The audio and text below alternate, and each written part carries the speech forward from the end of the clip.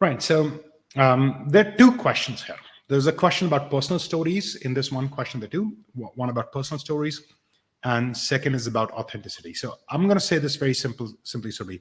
Authenticity is everything, right?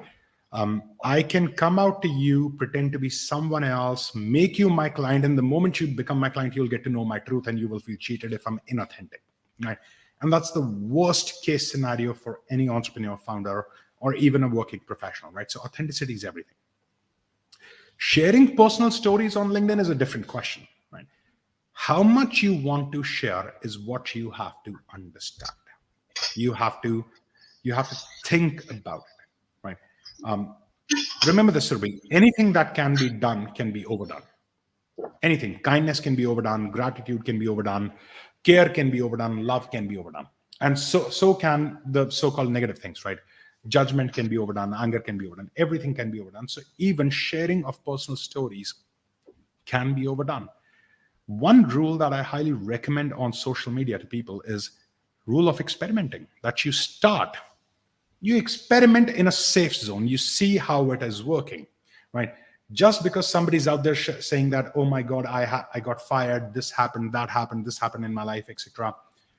Just because someone else is doing doesn't mean that it's going to work for you, right? So learn about the platform, what works, what kind of content people consume, but more than anything, what is the perception you're trying to build with people? If I want to go around and build a perception that I'm a great networking coach, but I go around keep sharing stories of my personal life, I'll get a lot of likes, a lot of views, but will I get that kind of perception? No. So a lot of people are making this mistake of sharing stuff that goes against the perception just because they see that kind of post has worked for someone else.